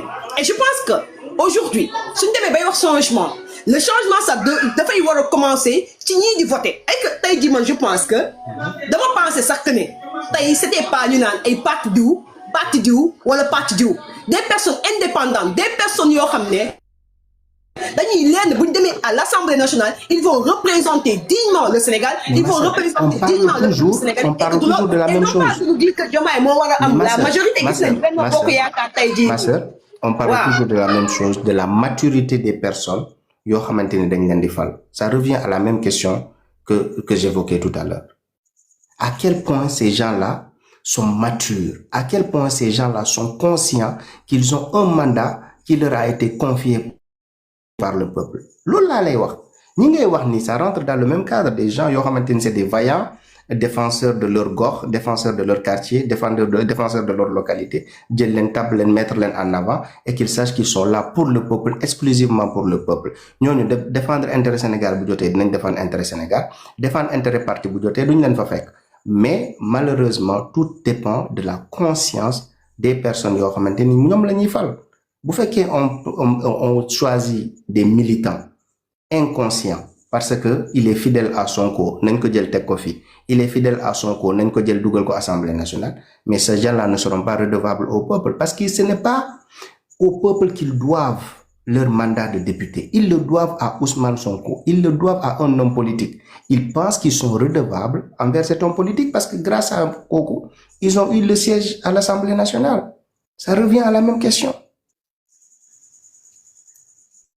Dit que comme eux ils ont trahi déjà le peuple et qu'aujourd'hui qui nous dit que ne Bassirou Diomaye Diakhar Faye bu ñu ko joxaatee suñuy carte moom tamit dañoo trahi peuple parce que Sonko mooy Diomaye mooy Sonko kii fait neuf kii raay moom mooy passé ba léegi Sonko bu nekkoon Diomaye bu nekkoon Sonko duñu dàq Sonko. Non attends même personne même personne ñooy composé waat kii raay parce que ñi nekkoon Pastef ñoo ñëwaat kii raay et même idéologie lañ am même concept des choses lañ am et que ces mêmes personnes ñoo ñëwaat rek. Et que c'est 6 et 9. Ils sont fait changement. En vrai, je vais te dire le changement. Je vais te dire le changement. Le changement, ça sera quoi? Puisque tu soulèves une question importante. Quelle sera la différence entre le parti PASTEF et Kiraay? Le parti PASTEF est créé autour d'une personne. L'idéal du PASTEF, c'est la satisfaction de la volonté et du désir de Ousmane Sonko. La motivation, l'objectif de Kiraay, l'essence de ce parti-là, il est orienté vers la satisfaction de la République, la satisfaction des Sénégalais. Donc la sauvegarde de la République, les intérêts de la République, les intérêts des Sénégalais. Donc, parti PASTEF, intérêt Ousmane Sonko avant tout, intérêt Ousmane Sonko après tout, intérêt Ousmane Sonko toujours. Kiraay, intérêt sénégalais avant tout, intérêt sénégalais sur tout, intérêt sénégalais au-dessus de tout. C'est ça le Kiraay. Sénégal daal bu fi Sonko nekk président et puis aussi tamit Macky Sall dañ ne woon ay député dañ fi nekkaloon Macky Sall loolu taxoon ay député sénégalais dem jël majorité bi jox ko Ousmane Sonko mais aujourd'hui on a vu pur parce que ñooñu dañ ne Ousmane Sonko lañ teg ci kaw président de la République Ousmane Sonko lañ teg ci kaw sénégalais yëpp Ousmane Sonko li bëgg moom mooy am te loolu mooy li nga xam ne tey jii sénégalais moom la ñuy jooy loolu mooy li nga xam ne sénégalais dañ leen trahir parce que vous avez trahi le peuple vous avez trahi la conscience du peuple et c'est ça le problème gis nga Ousmane Sonko c'est un gars à bannir c'est un gars boo xam ne baaxul ci Sénégal c'est un gars boo xam ne dañ ko war a dindi ci Sénégal Ousmane Sonko man na soble bu nëb la soble bu nëb nag da nga koy dindi ci saako yi balaa muy yàq yeneen soble yi te jot na yàq soble yu bari am na ñoo xam ne moom mënuñu leen récupérer am na ñoo xam ne ñoom mën nañ leen récupérer mais li may wax rek mooy kaay foofu man de su doon maa yow cette fois-ci même booy am sa mouvement nga ne damay def sama politique bopp sax man moo ma gënal ngay défendre Kiraay parce que pourquoi parce que man je ne te vois pas là-bas parce que dafa am loo waxoon ci Bassirou Diomaye Diakhar Faye te man loolu dama gëm ne mooy nekk ci sa esprit et dama gëm ne même boo fa demee sax yow dinañ la xoolee que ne yow yaa ne woon Diomaye amul xam-xam et que Diomaye warul jiite réew mi parce que loolu man pour man kaay man loolu rek mooy sama problème mais foo dem sama yoon nekku ci mën nga dem Kiraay mën nga dem foo mais man problème boobu laa am ak yow. ma sœur je t'ai répondu par rapport à ça ñàkk xam-xam bi c'est parce que le président Bassirou Diomaye Faye dañ ko gis mu délégué lu bari tout ce qui est mauvais résultat dañuy naan Diomaye la lépp lu baax ñu ne Ousmane Sonko moo ko récolté dañoo manipuler tellement les Sénégalais que tout le monde pensait que les meilleures choses qui arrivaient à ce pays-là ça venait de Ousmane Sonko. Donc, ce que le président Bassirou Diomaye Faye réalisait même comme bilan, dañ ko doon attribuer à Ousmane Sonko au lieu du président Bassirou Diomaye Faye.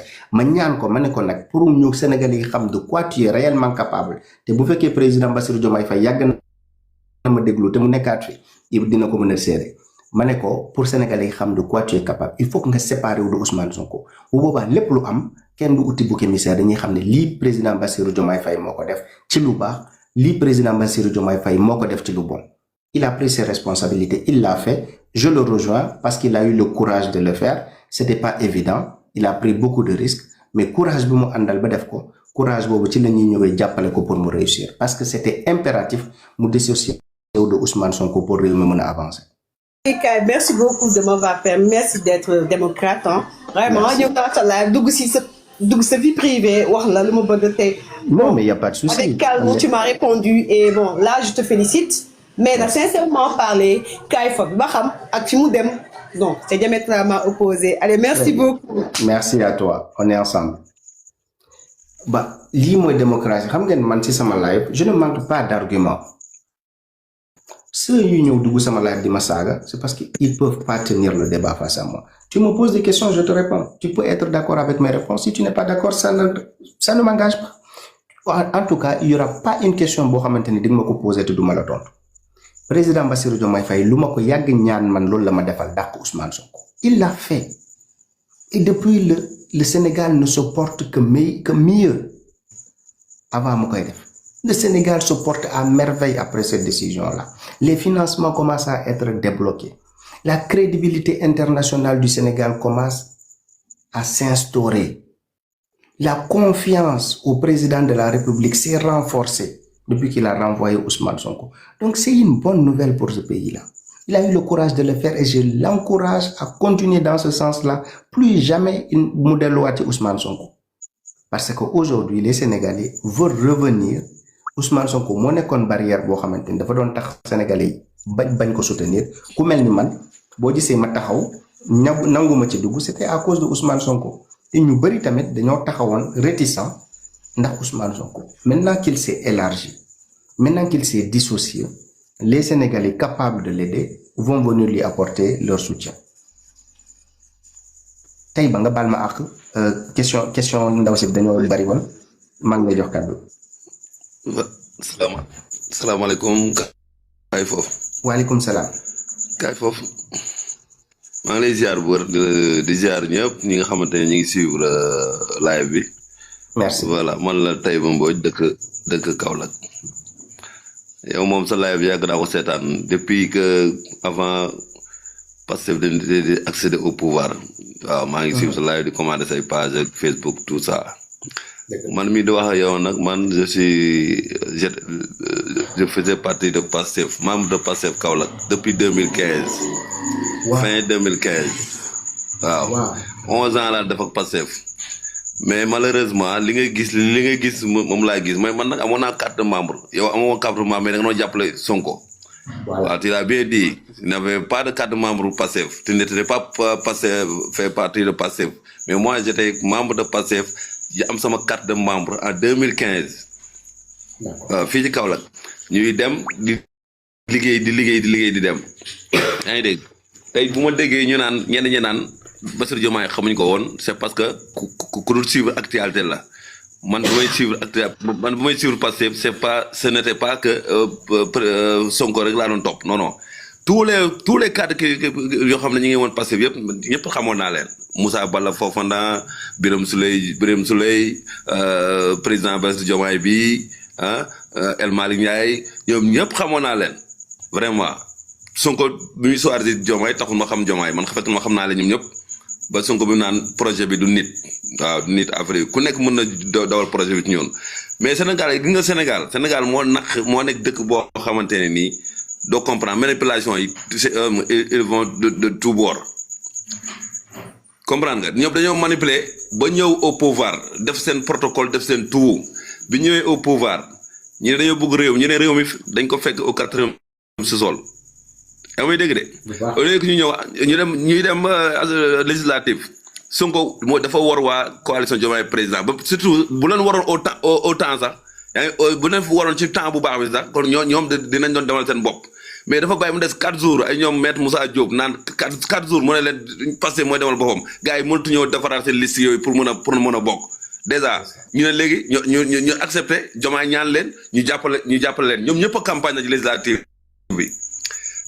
bi coalition Diomaye leader yooyu yëpp ñëpp a campagne Diomaye moo tax ñu am député ñu am bien vrai loolu am na léegi bi loolu weesoo bi ñëwee au pouvoir gis nga ko au lieu que mu ñëw rangé wu nekk Baye Fall Diomaye mais non da koy chantage di ko wan ne mbooloo mi man la àndal maa la fal maa la joxoñ yenn député yi ñu commencé naan premier 6 mois yi avant un an yi rek 2024 avant 2025 ñi naan Sonko 2029 suñu candidat Sonko 2029 yaa ngi dégg ñii di wax lii am na yenn yoo xamante ne nii dafa baaxul du respecté doomu aadama bi doomu aadama boo ko jox muy lekk sax jour nga jox muy lekk sax suba nga taxaw fee yéen naa maa ko jox mu gedd sa lekk il préfère d'aller chercher ailleurs lekk ku ko jox lekk ku dul yow mu gedd lépp wala mu bàyyi lépp yaa ngi dégg ñu jógee foofu yàlla may leen majorité assemblée ñuy dem xam nga ñuy dem ba ci biir ñu naan ay problème mu martyr ak xam affaire yi demee noonu gis nga élection manifestation politique ku ci dee yaa perte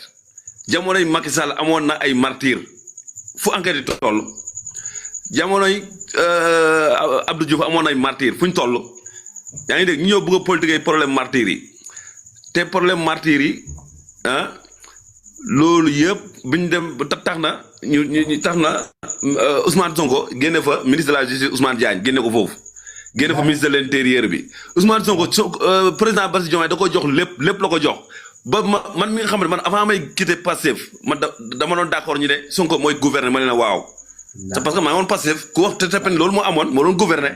voilà Diomaye dafa jëloon confiance lépp bàyyi ko lépp. il donnait l'impression que président Bassirou Diomaye Faye mënul moom moo mën. waaw loolu effectivement mais loolu la am na ko fa am na ki ñu ko dugg wax na ko fi léegi le président légitime le président kii comment dirais-je illégitime.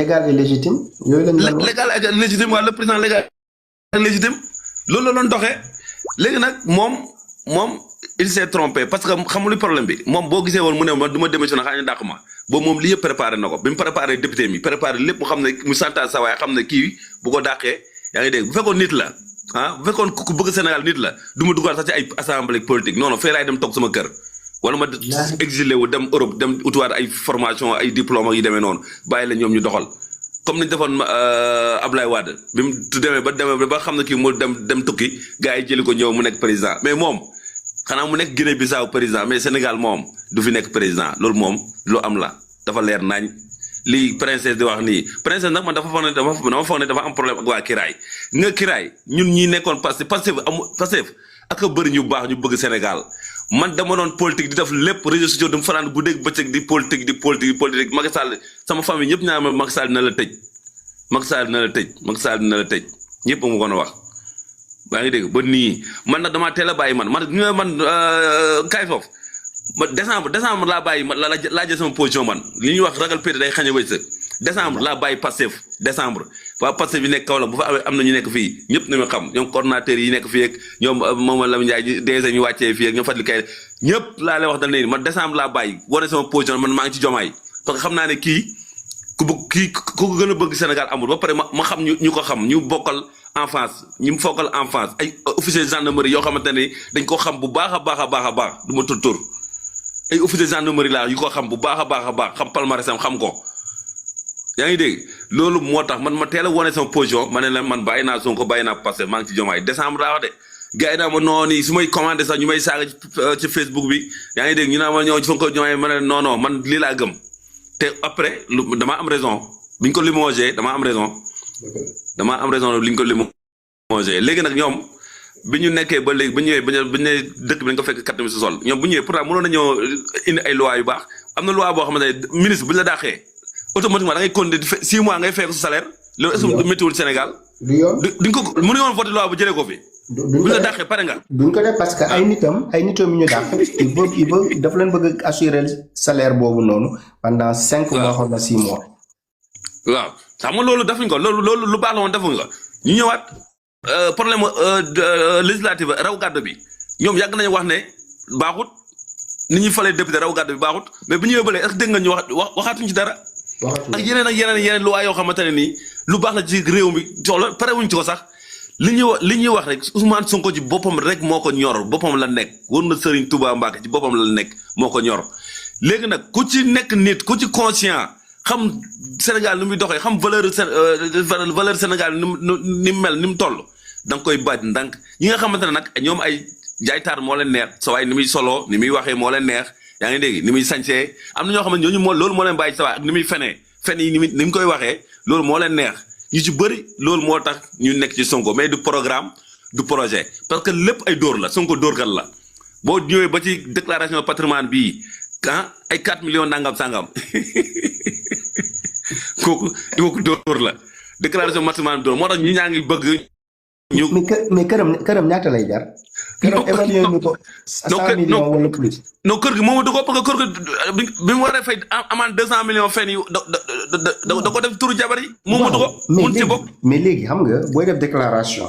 ngay nax Sénégalais. munoo nax yàlla. waaw kër boobu Sénégalais yëpp xam nañ ni kër Ousmane Sonko la. loolu kese. këram la waaw dépassé na valeur 100 millions. bien sûr këram la. donc Ousmane Sonko oto yu muy dawal. parking Ousmane Sonko oto yu muy dawal kese. convoi 50 oto. 50 oto ëpp na 300 millions 400 millions. oto bu nekk ay 80 millions la jar kon oto yooyu yëpp ay lu la jar. Ousmane Sonko Sénégalais yi lu ñu ko cotiser yëpp te musu ko dugal ci xeex bi ay milliards la yoo xamante ni du ko déclaré. jamais de la vie. Ousmane Sonko jël na fi ay jet privé la doon voyager. koo xamante ni mais kan moo doon supporter coup yooyu kon. jet privé yooyu donc Sénégal moo doon fay xaalis boobu noonu. moo bien sûr. te dëkk bu nekk 4e sous-sol yow ngay supporter loo dëkk bi le poids de louer jet privé yërëmoo population yi te yow nga ne alal tiitalu la xaalis tiitalu la.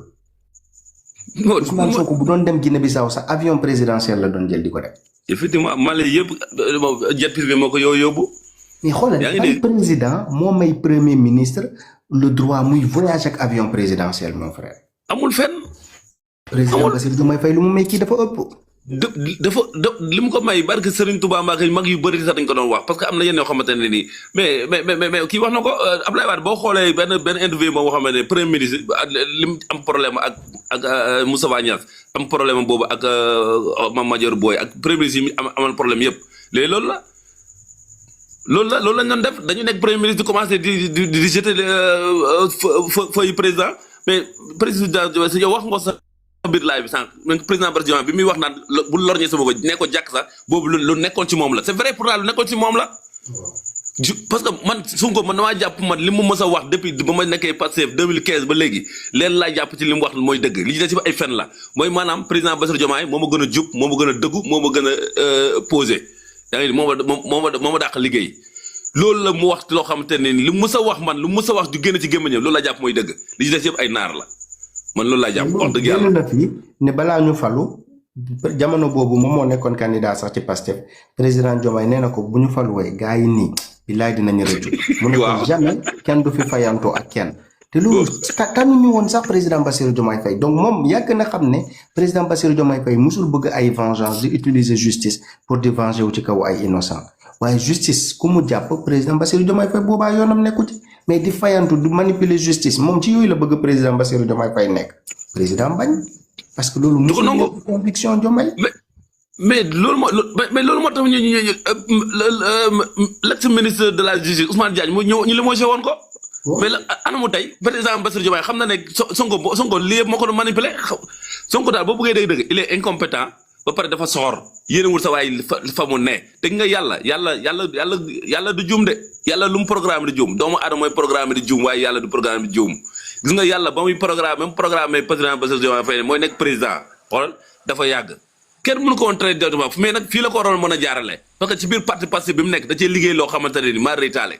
bi muy dem toog ci plateau TFM yaa ngi dégg ba birima naa ko yéen ay boy yu ndaw di ngeen toog fi ñu leen jox réew ngeen nekk fii da ngeen a xam réew ni mu toll affaire yi est-ce que yaa ngi rappelé wu loolu émission boobu mu ne ko fi nga ay xale yu ndaw da ngeen toog fi ñu leen jox réew boobu président Diomaye Faye mi ngi ci plateau TFM jàkkaarloo ñu koy wax yu demee noonu fekk xoolal yàlla programme ne lépp barke Serigne Touba boobu yàlla programme ne lépp mais daal lépp lu ma mën a wax mooy lan yàlla du maye lu dul jeex yàlla lu mu la may rek day jeex te yàlla la mayoon Sonko nag dafa jeex boo gisee tey muy tambambaalu ci biir dëkk bi di forcer boppam naan day def campagne déguisée naan ay jaayum carte yëpp c'est parce que xam na ne gars yi ban nañ ko. gars yi ban nañ ko de. waaw même buñ ko nanguwul tamit élection bu ñu fa demoon suba. billahi walaay talaay bi 5% duñ ko am. wóor na yàlla lii moom maa ko wax man en tant que Pastef. Sonko nekk premier ministre lu mu ko wàññil ci àddunaam il n'a jamais perdu la popularité comme bu mu nekkee premier ministre. En fait, tout le mythe de Sonko s'est écroulé pour mon premier ministre. Faut que les Sénégalais xam la vraie nature de ce gars-là. Wow. Mais moom bu muusoon dafa naroon dem toog ba bàyyi président Bassirou Diomaye Faye gouverner 2026 2029 ñëw mu nekk candidat. Mais malheureusement pour moom lépp sympathie bu Sénégalais yi amoon ci moom yépp dañ na. mais xam nga tax mënu loolu kay soof c'est parce que sa waay ji moo bëgg micro jaay taar sañse jaay taar micro xool sa waay xanaa xam nga sa waay jaay ngule la vrai jaay ngule la xamu leen ko de ke Serigne Touba Mbacké man sa waay 11 ans yi ma ànd ak moom xool dama à la fin de compte ma xam ne kii vrai jaay taar la vrai jaay ngule la. xool caméra yi la bëgg caméra yi man la mi ngi noonu caméra yi. mi ngi noonu jaay ngule la jaay taar la billaay walaay taalaay mais xoolal xam-xam amu ci dara. comme li nga wax rek nga seen live yi nga doon am yooyu yenn ay ñoom Mola Morgan ak ay ñoom Idi Missionnaire ak ñoom Ousmane Tounkara ak ñoom Mafal gisoo maf ñooñu maf ba mu bàyyi kañ la boobu li mooy wuñ ko sax comme man maf bàyyi na ko bu yàgg Ousmane Tounkara des fa léegi Ousmane Tounkara gis nga ko mi ngi nii ñëw na xam na ne sawaay ji du mënoon nit ñi bàyyi nañ ko te ñëpp noonu lay demee nga Idi Missionnaire bi live bi muy wax ba léegi mu ngi ne Pastef la mais moom il préfère parler xam nga la vérité comme le président de la République ni mu choisirait gouverner dans la vérité nga président Bassirou Diomaye Faye xoolal yàqoo mag moom yëpp parce que président bi dafa préférer gouverner dans la vérité. fen yi noonu nekk jamono yi oppose ñi ay manipulateur ak ay fenkat lañ bu fekkee nit yi ay corrompu la lan moo tax gisuñu Macky Sall jënd leen xam nga ñun dañoo xeex 10 ans ak Macky Sall kenn gisul ñu jënduñu ñu changé côté bu fekkee nit ñi ay corrompu lañ mais jamono boobu lan moo ñu tere ñu dem soutenir Macky Sall moom ñoom comme ñu ba léegi ni nit ñi Ousmane Sonko li ñu jël bako te Macky dafa tàlli joxe ci àdduna mais Macky moo gën a billahi wala président Diomaye nii joxul dërëm de barke Serigne Touba Mbacké joxewul dërëm xoolal man xam naa ci lu bëri xam naa ko ci joxewul benn dërëm nekk ne nag manipulateur dañuy naan diw xaalis moo tax mu dem nii diw barke Serigne Touba joxul benn dërëm. ñoom ñoo nekk di fay ay nit pour ñuy dem ci seen ay ndaje au contraire ñoom ñoo nekk di fay ay nit. waaw di transporter en même temps parce que dañoo yor xaalis maintenant dañoo yor xaalis kese lañ yor dañoo yor xaalis de. ngir yàlla xoolal say live moom xoolal ngir yàlla bu ma gisatee tey ba Mbodj borom kii bi rek jël ma maa ngi ca biir. non man ak yow ay soldat la bu ma la gis. voilà mu ngi noonu man soldat la classe 99 la man maa ngi moom du ma sax amul xaaral ma dem yow. 99 laa dem armée septembre 99 def CAT1 9e promo. ndeysaan. pare service 25e BRA waaw jóge fa dugg gendarmerie ba génn mais ngi noonu waa repos. mes respect. jàmm ak xéewal la président da am jàmm rek lay am barke Serigne Touba Mbacké. incha allah rabbi jaajëf waay. jëlal keneen ba bañ a ko xaabaaba jëlal keneen. merci Taïba def naa la demande merci. ok. waaw Jelia. Douaira en fait dama am problème sama compte loolu moo tax ma changé kii quoi tur bi quoi sama tur bi boobu noonu nanguwul quoi ça va comment tu vas. ça va très bien et toi. xam nga keroog yónnee naa la benn message.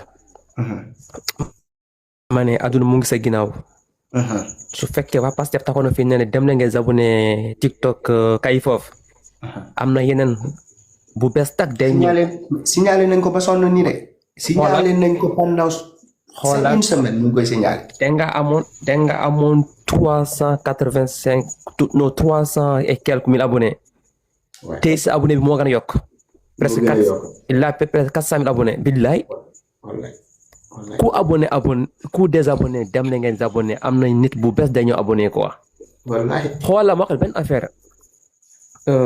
yow je te dis pas pour faire plaisir si réseau bi laa la gisee le combat tu as fait là xaj bu ndaw yi kenn deful combat boobu am na temps passé danga am yëpp danga mënoon dem prison danga mënoon am amende danga mënoon ñàkk yëpp quoi t'as fait tout pour cette combat là mais ñoom xamul dara temps boobu kenn du wax yow Guinéen la kenn du wax yow du Sénégalais la mais tey moom da ngeen xalaat ki Guinéen la quoi kii du Sénégalais quoi da ngeen ñàkk fulla ñàkk fayda yow da ngeen am sama déggum olof quoi su ma dégg olof damay xaar seen ki ngay yaakaar kooku noonu quoi barke Rasulullah vous êtes très faux quoi vous êtes très faux kii Sénégalais 100% comme tous les Sénégalais il a le droit de quitter Pastef c'est quoi moom ne nekkul Pastef def bu ko jàppale Sonko dem bu ci kanam gis amul solution amul livre amul projet mu dellu ginnaaw kii mooy nit ngeen obligé nit toog fu mu bëggul toog ngeen saaga ko saaga rek ngeen desi instant yi mais billaay sos ñu ngi def live di fen di sos ba pare bu ñu defee live yi dañ may forcer ku ma xam lañ ñu ne envoyé ko comme ça mu gis live bi espérant que dinaa ñëw toog déglu leen damay reetaan rek tourner dem sama yoon parce que wéruñu xam nga ay dof yoo xamante ni internet kese moo leen libéré mais sinon waruñu leen sax jox kàddu parce que waaw xam nga moo la am na temps passé day wax ay bal si Macky Sall Marième Sall Faye waa pass yëpp ne kii lu wax yëpp dégg la kii du fen temps boobu rek moo la commencé dugg ay Sonko ma gis nit yi day wax kii waxul dégg kii du wax kat dégg nii kii lay mel nii lay mel quoi léegi seen jàmbaar bi yëpp mu ngi dellu ginnaaw benn ak benn quoi yéen kan ñoo la xam yow yéen def commentaire yi kan ñoo la xam kay foofu soo takkawee fii Sonko il a reconnu kay foofu xam nga kay foofu mais yéen est-ce que Sonko xam nga leen xamu leen sax ay dof yoo xamante ni ñu ngi rey seen bopp di saaga ay nit pour Sonko xam nga Mola Sonko xam nga Idi visionnaire mais ku nekk mu ngi dellu ginnaaw quoi vous êtes des chiens quoi franchement parler quoi dem leen ngeen toppatoo seen waajur moo am fulla fayda ngeen topp kii doomu xaj quoi man gis naa la benn jour c'était le benn hôtel Doudou Ka moo fi nekkoon da nga am fulla ak fay nga dem foofu réclamer sa droit mënoon na am foofu ay trouble l'ordre public nga am amende ou bien nga am ay problème nga am garde à vue dañ ma arrêté après loolu waaw gis nga mais ñoom xamul loolu fi ngay jaar ñoom xamul fi ngay jaar pour saaga bul tontoo kenn bul xool commentaire toppal sa yoon inshallah Sonko doo mus nekk président parce que nekkul nit ku baax Sonko moo rey doomu Sénégal yëpp Macky Sall du morom day Sonko Macky Sall moo ëpp Sonko xam-xam moo ëpp Sonko expérience moo dàkk nekk président Macky Sall mooy nit ku set billahi wallahi ta ak Macky Sall moo dal Sonko ak Macky Sall rek parce que fi mu nekk sos Macky Sall nii matin midi soir bàyyi la Macky nekkatul fii seen pañal bi Macky rek xanaa Macky mooy seen baay Macky dem na yoonam doo bàyyi Macky xanaa Macky mooy seen baay dem leen ngeen liggéey Sonko lu mu def Sénégal même benn brique gisuma Sonko def Sénégal benn brique. Ziguinchor laajteel la def Ziguinchor mairie Ziguinchor. néegu ginaar sax tabaxoo ko foofu néegu ginaar. benn brique musuma def gis Sonko nee na brique bi maa ko def. Sonko lu mu def Sénégal benn camion poubelle boo xamante ni am na 40 ans biñ ko defaree ak léegi moom la indi dégg naa une semaine la daw mu paan. non moi je pense en fait jeunesse war na yeewu mais jeunesse Sénégal yi ay dof leen quoi billahi taala ngeen topp kii Sonko. du responsable du référence nit fitna la nit ku bon la xoolal discours Sonko depuis mu nekk opposant discours bi bu métti nee ne ku nekk si réseau bi ñëw la ngeen daje Dakar ngeen xeex ak Macky Sall ngeen jàkkaarloo ak moom les menaces président menaces yëpp def na fi Macky Sall saaga na fi. loolu la bëgg a jéem ak président Diomaye mais billahi ñun ñoo ko nar a takk bu mu dëgër ñu yóbbu ko kaso. même mu neex président xam naa du neex président Diomaye mais bu continuer bëgg indi fitna dinañ ko takk bu mu dëgër ñu yóbbu ko ci place am bii yoon moom du génn incha allah. xoolal balaa ma wàcc une minute man maa ngi fi pourtant man sénégalais 100% ma je suis Haalpulaar. xam nga Pël day yàgg Sénégal. wolof jiitul Pël su fekkee day wàgg histoire wolof jiitul Pël jiitul wolof. ñoo bokk Sénégal on est d'accord. Pël yi ñëw na Sénégal balaa yeneen ethnie yi ñëw Sénégal.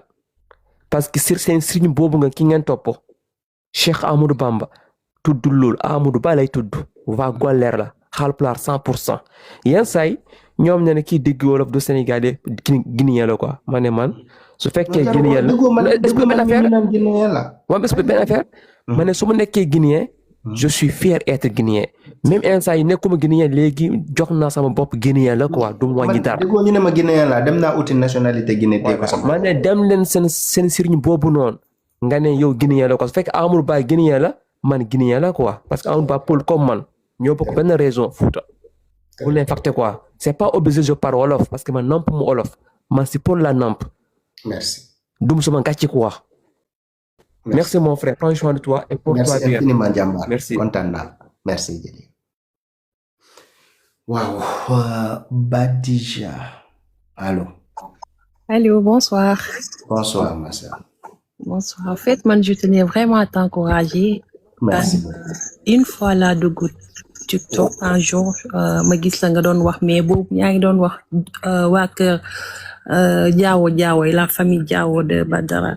Après j'ai entendu vidéo boobu je me suis dit mais kii est-ce que ça va en fait excuse-moi mais xalaat naa saaguma la mais bon mere woon naa la itu xam nga nit moom da nga koy waxal xam nga da ngay wax dëgg sa digganteeg yàlla et tout ça mais après fan yii maa ngi suivre ces vidéos yi damay dugg sa compte di suivre ces vidéos et tout ça en fait nit yi dañu comprendre ñun ñëpp ay sénégalais lañu donc dañu bëgg suñu réew avancer taux de chômage bi wàññeeku pauvreté bi Sénégal dafa métti léegi ñun ñu nekk États-Unis fii nii mais ku la woo wax la location wax la hôpital bi charge yi dafa métti courant ndox bi dafa métti saaku ceeb bi lépp dafa métti Sénégal comme Europe comme Sonko bu mu nekkoon premier ministre boo ne Sénégal dafa métti rek ñu commencé la saaga ndey léegi tey ñoom ñooy def live naan Sénégal dafa métti ñi ay vrai naafeq lañu quoi. mais c'est ça en plus man mënuma comprendre nit ku nga xam ne yow man xam nga lan laa mënul comprendre déjà ñu naan martyr mais martyr yooyu noonu mais seen papa ak seen yaay demuñu Sweet Beauté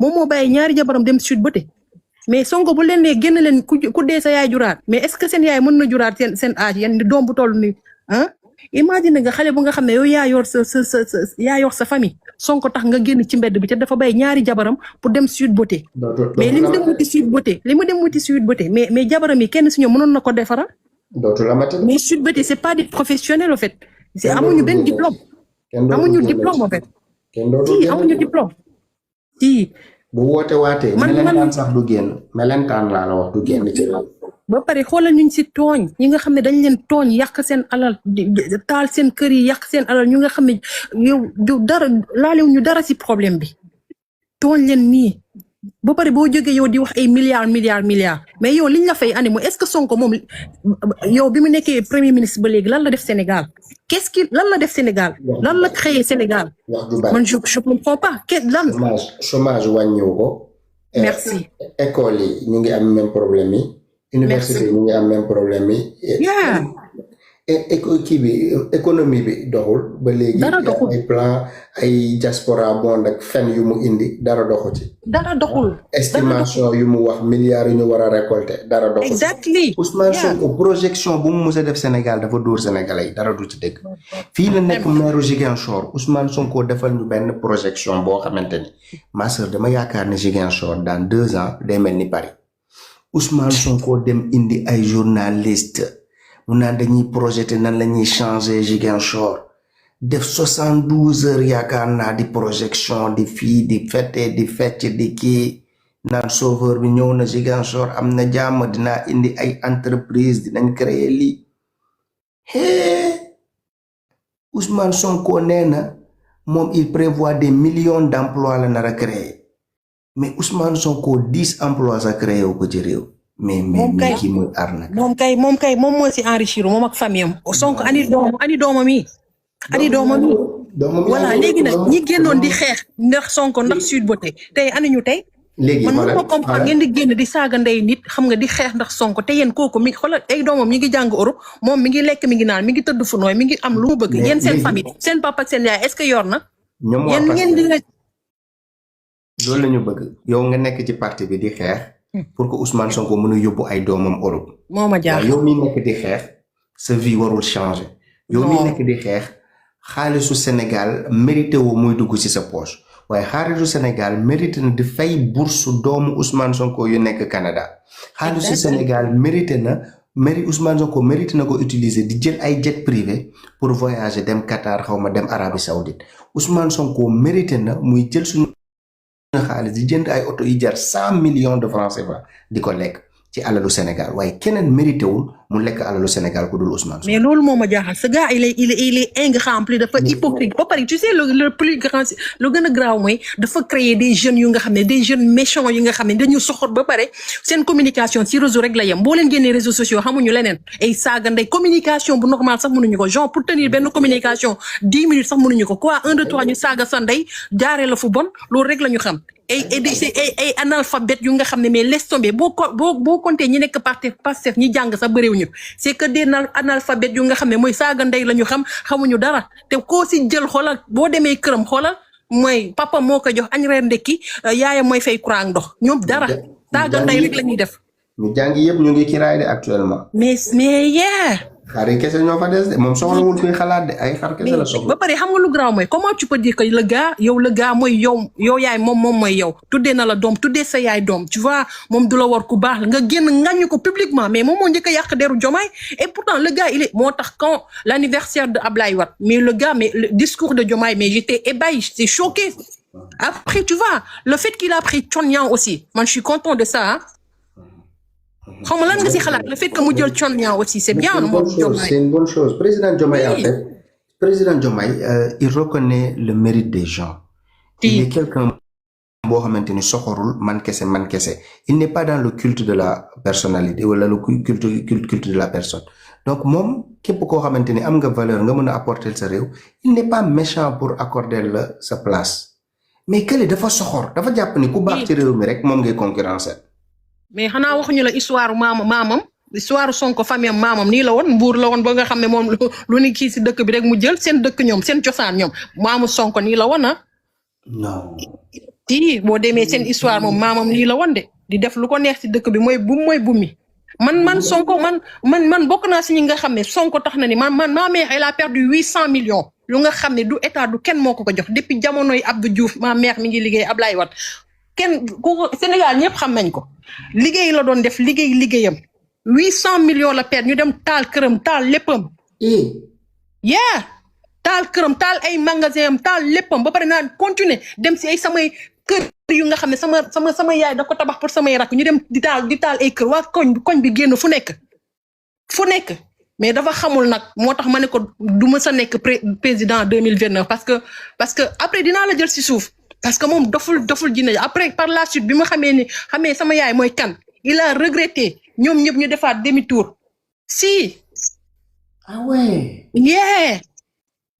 Ma mère elle a perdu 800 millions à cause de Sweet Beauté du nga xam ne xamul fu mu jógee xamul kuy Sweet Beauté xamul kuy Adji Sarr xamul kuy kii ndax Sonko laisse tomber en fait le gars c'est un non mais laisse tomber kii c'est un vrai traître dafa weesu population yëpp def espoir ci yow ne tu es le Sankara du pays nga dem bàyyi sa ñaari jabar di wax ay graisse yeewu nga soxla yeeg xawma fële dañoo ay professionnel la fa nekk nga bàyyi kinésithérapeute yi keroog Adji Sarr dafa yëg ci live bi nee na moom mënul lu dul raay ak bés nee na moom loolu kese la mën moom mais ils sont diplômé wuñu amuñu diplôme duñu ay kinésithérapeute nee na moom raay ak bés kese la xam du docteur mënul faj lombaire xawma sacralisation lombaire n'importe quoi mais yow ba pare man Sénégal am na ay kii yi nga xam ne am na chinois yi fa nekk chinois yi nga nekk ñoom ils sont spécialisés sur ça en fait comment tu peux voir des gens yi nga xam ne ay xawma lan la ñuy def noonu nga ne yow da ngay tu prends rendez-vous parce que dama dem demander oustaz bi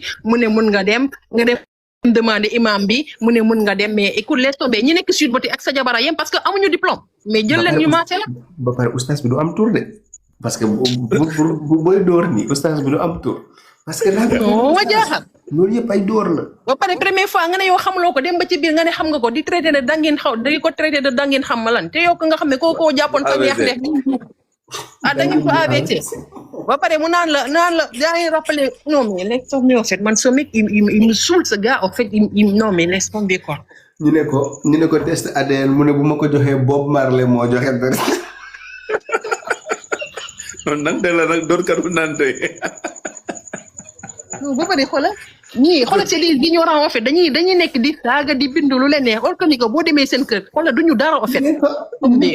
ñu ne ko joxel sa dara mu ne su ko joxee boobu kay sa waa ji nag ñun ñëpp la dóoroon ñu am xel dañu fa toog dañuy yeewu forte non boo yeewoo ni ba pare xoolal le mec c'est un narcissique c'est un manipulateur de premier degré c'est un narcissique en fait tu vois c'est un vrai narcissique ce mec c'est un manipulateur.